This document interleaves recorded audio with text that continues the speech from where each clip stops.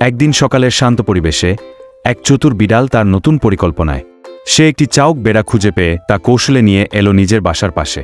সেখানে একটি ছোট্ট দোলনা ছিল, যেটি তার খেলনার জায়গা। বিড়ালটি বেড়াটিকে মায়া করে দোলনার ওপর বসালো। হঠাৎ বিড়ালটি এক ধাক্কা দিয়ে বেড়াটিকে দোলনা থেকে ফেলে দিল, সরাসরি আগুনের মধ্যে। বেড়াটি কিছুক্ষণের মধ্যেই ঝলসে গেল। বিড়ালটি তখন পুড়ে যাওয়া বেড়াটিকে সুন্দরভাবে তুলে আনল।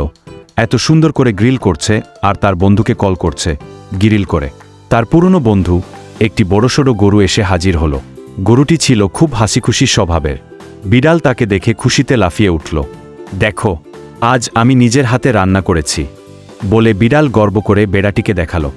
গরুটিও বেড়ার গন্ধ পেয়ে মুগ্ধ হয়ে গেল। তারা দুজনে মিলে সেই গরম গরম বেড়াটি ভাগাভাগি করে খেল আর হাসিমজা করে সময় কাটালো। তারা একসাথে খাওয়ার আনন্দে দিন কাটাচ্ছে।